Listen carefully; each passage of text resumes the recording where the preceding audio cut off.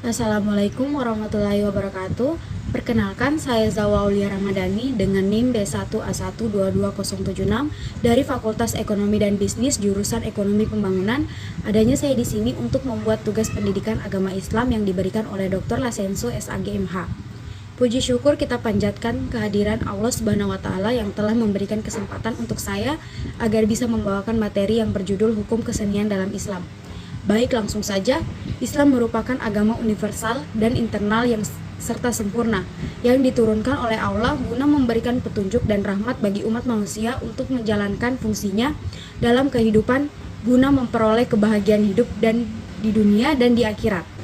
Dalam perspektif Islam, peranan manusia tidak lain adalah sebagai khalifatullah atau wakil Allah di muka bumi yang bertugas untuk mewujudkan pesan Islam, yaitu rahmatan lil alamin, dan Abdullah yang senantiasa harus beribadah kepadanya. Dalam arti luas identik dengan aktivitas batin dan aktivitas fisik manusia dalam rangka berhubungan dengan Allah, dengan sesama manusia, dan dengan alam semesta. Ada beberapa petunjuk Al-Quran tentang kesenian, antara lain: 1. Agama Islam adalah agama fitrah, agama yang sesuai dengan fitrah manusia. Kesenian bagi manusia adalah termasuk fitrahnya. Kesanggupan berseni pula lah yang membedakan manusia dari makhluk Tuhan lainnya. Yang kedua, Allah itu mempunyai sifat-sifat yang baik seperti Jamal, Maha Indah, Jalal, Maha Agung, dan Kamal, Maha Sempurna. Manusia mengemban misi sebagai wakil Tuhan yang harus merealistiskan sifat-sifat Tuhan sebatas kemampuannya. Dengan berpegangan dengan dua prinsip di atas, kesenian pada dasarnya menurut hukum Islam adalah mubah dan jaiz. Seni pada dasarnya netral. Karena netral, maka seni dijadikan sebagai sarana untuk mencapai kebaikan, amal salih, sekaligus bisa pula diarahkan kepada kerusakan. Bahkan Al-Quran sebagai sumber ajaran Islam mengandung nilai sastra yang kalau diukur dari sudut kesenian sangat sempurna. Tiap orang yang paham akan bahasa Arab, apakah dia muslim atau bukan, akan mengakui ketinggian sastra Al-Quran, meskipun ia bukan merupakan karya seni yang dibuat oleh Muhammad SAW.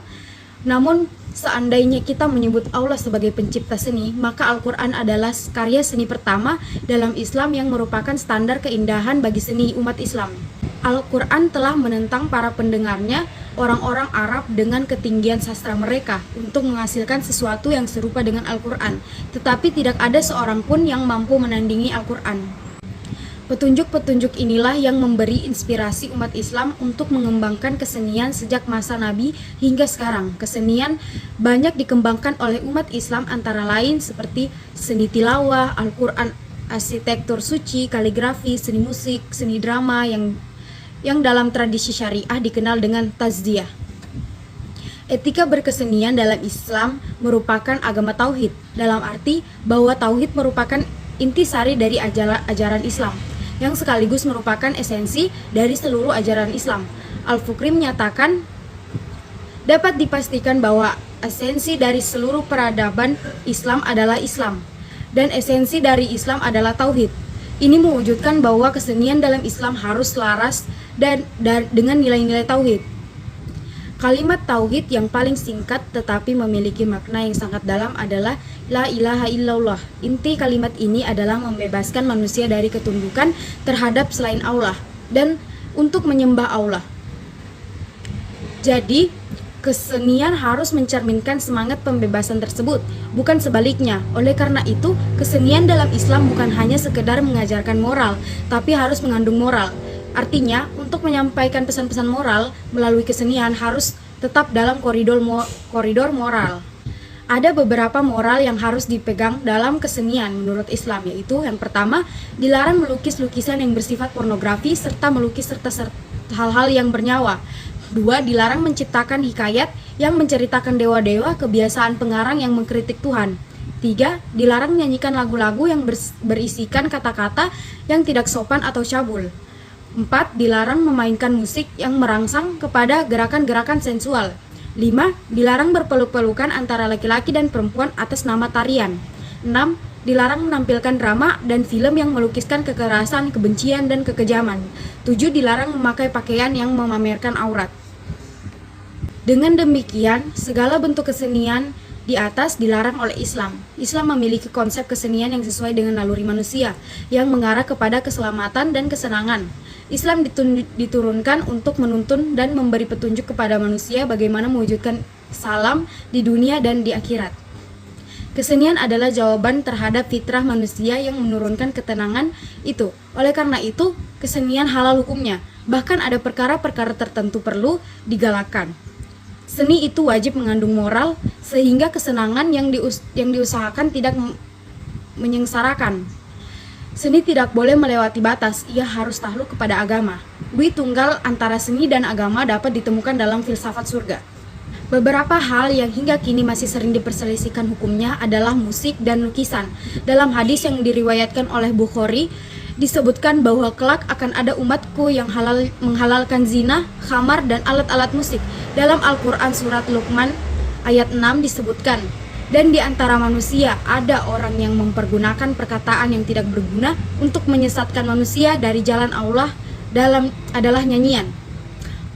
Nyanyian yang dilarang oleh Allah adalah nyanyian yang isinya bisa menyesatkan manusia serta mematikan hati. Namun nyanyian-nyanyian spiritual yang bernafaskan Islam, yang isinya mengajak kebaikan diperbolehkan. Bahkan menurut para ahli sulfi, nyanyian dan musik dijadikan sebagai sarana untuk membuka khazanah kebenaran ilahi. Dalam hal menggambar, ada sebuah hadis riwayat Al-Bukhari dan Muslim berbunyi, sesungguhnya orang-orang yang melukis gambar makhluk hidup ini kelak di hari kiamat bakal disiksa dan disuruh kepada mereka, hidupkan lukisanmu. Sementara dalam riwayat yang sama ada penjelasan, kita diperbolehkan menggambar pemandangan dalam alam dan hal-hal yang tidak bernyawa.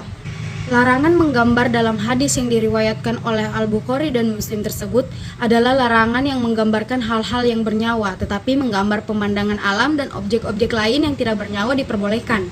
Bahkan harus digalakkan sebagai proses penemuan di dalam alam akan esensi metanatural.